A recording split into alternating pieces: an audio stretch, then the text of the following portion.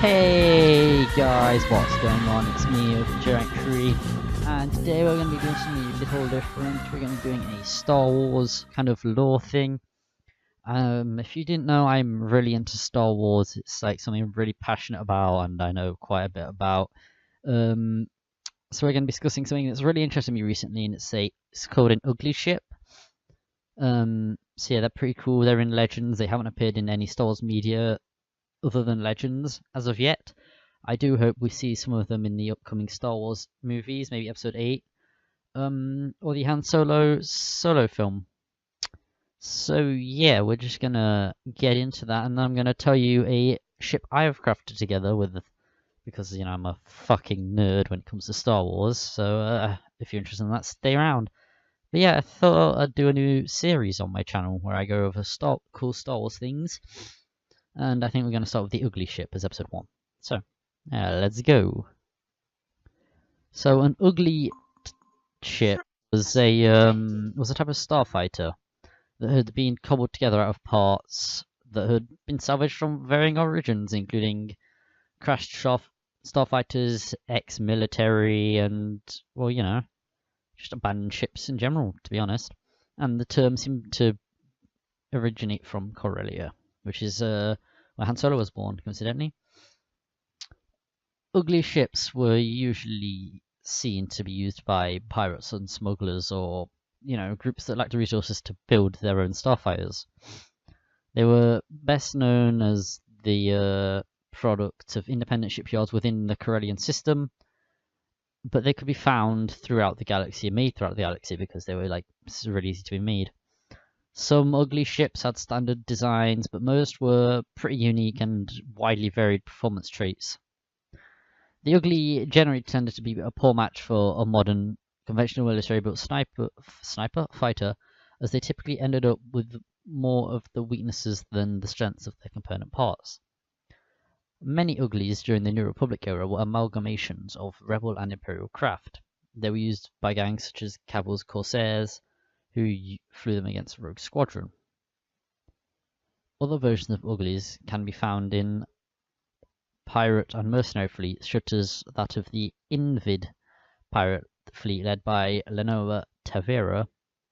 The Sakorian Triad was known to make heavy use of uglies during the first Karelian insurrection, and it is possible that the Peace Brigade used them during the Yuzhan War. I wasn't aware that uglies were actually used during the Yuzhan War, so that's a pretty interesting piece of research I found. These craft could sometimes have surprising abilities, although most times they were prone to failure and may have needed repeated repairs. One such of these was encountered by Han Solo and was armed with a planetary defense cannon. And that's a pretty powerful piece of equipment right there. There are a few very interesting types included in here. They're mostly starfighters. So we have the Tye-wing, aka the Tye-wing, which I think looks pretty hilarious. It's a TIE fighter cockpit with Y-wing, I guess, jets or thrusters.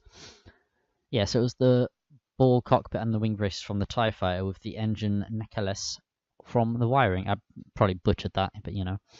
They were armed with the 2 TIE fighter laser cannons and usually had a functional TIE sensor package. They had, you know, fair maneuverability but no shields. Although they were faster than most uglies, they were quite slow compared to most mass-produced fighters. It had both the weaknesses of a TIE fighter and a Y-wing, and yet had no strengths. And they were usually called the Tye-wings by pilots. They were often found in the service of pilots such as Cavil's Corsairs. However, some were used by the Imperial Remnant. Another one is the Y-TIE, which is kind of the switch. It's the standard engine package of a Y-wing starfighter with the radiator wings iron engines of a standard TIE fighter that you'll find. The laser cannons from the TIE replace the ion cannons in the Y-wing's turret, and the TIE sensor package replaced the Y-wing's missing sensor array. This ship was more common of ugly designs, thanks to the fact that Y-wings and TIE fighters were 2 of the most common ship designs in use. It was neither fast nor maneuverable, but was completely durable and packed a punch. It combined the strengths of both fighters, having better shields and weaponry than the TIE fighter, and better engines and firepower than the Y-wing. This is the complete opposite of the Tye-wing. It really is. The X-TIE was an ugly starfighter made out of parts from the X-wing and a normal TIE fighter. The ship consisted of the X-wing, fuselage, and engines, as well as the radiator wings.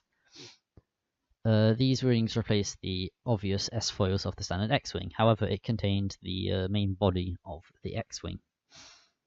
They usually consisted of 2 laser cannons mounted on the fuselage, where the proton torpedoes were located for the X-wing.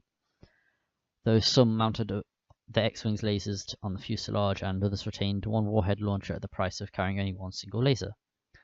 The far superior version was the Z-Scepter, which used TIE interceptors instead of normal TIE fighters. These weren't that good. They were pretty easily destroyed, actually. The Z-Scepter is probably one of the most famous not TIE fighters, ugly starfighters out there.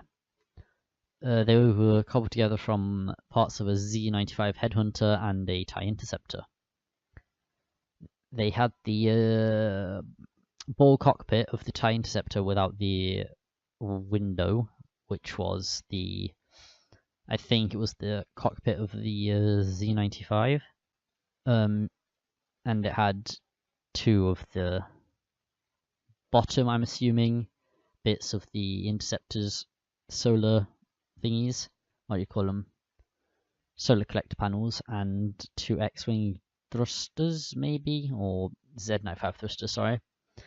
It had 2 laser cannons from the Tye-wings, and it had the Z-95's own cannons on the top of the fuselage. It also bore a twin-barreled cannon resembling the Y-wing's ion cannon turret mounted on top of the cockpit. Interestingly, there was a port for an astromech droid on the nose of the starfighter, rather than being behind the pilot. These were used by Cavil's Corsairs and the Catan Gunrunners. They were also involved in the slaughter of the Rendili mine colonies propagated by Yuzum, who were fleeing imperial persecution for their beliefs. Another interesting ship is the Karelian B Wing, or the B Wing Ugly, and they stuck a Karelian YT series light freighter cockpit onto the fuselage of a B Wing, and it's sometimes known as the C Wing. They were usually only used by cash-strapped pirates and built using wreckages found at various battle sites. The mission profile was only required the vessel to damage lightly shielded targets against heavier shielded and better armored vessels. The Ugly was less than a match. The cobbled together nature of construction also meant that very few Uglies could be relied upon to form at anywhere near peak levels. These were usually employed the Sakorian Triad during the First Karelian Insurrection, but they were no match for the Bakuran fleets. I guess a revamped design included an anti-infantry turbo laser attached to the ship's undercarriage.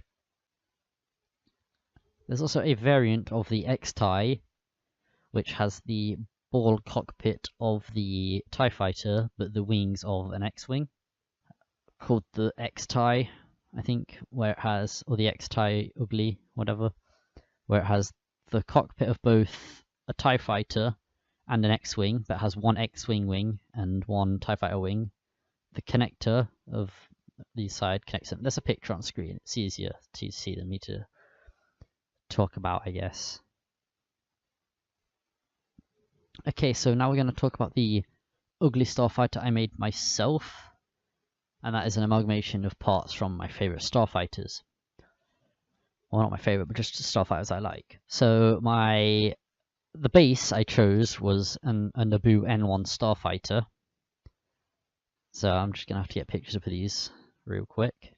And then just behind the main thruster bit just underneath the main thrusters were E-wing wings.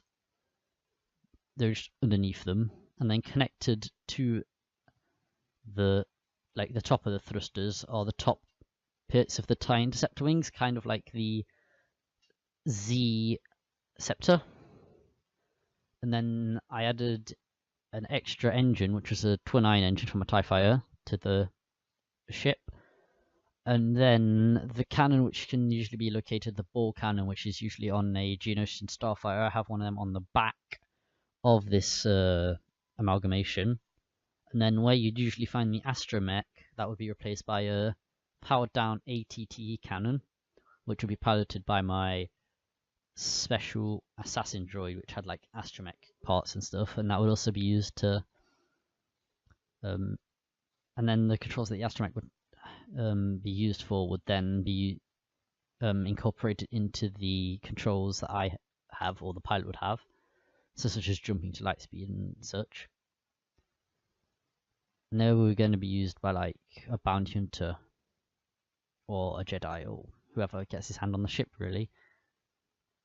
But yeah, that's really it. So if you guys enjoyed this video, be sure to hit like on it, you know, get it out there. If you think anyone, if you know anyone that likes Star Wars, you think they'd be interested in this video, then share it with them and get this video around. I'm pretty proud of how this turned out, to be honest. It was one of my better videos, I'd say. Anyway, if you guys did enjoy, you know, like, subscribe, share it with all your friends who like Star Wars, of course. Don't share it with someone who hates Star Wars, because that wouldn't be beneficial to you, would it? And I'll see you guys in the next video. Have a good one.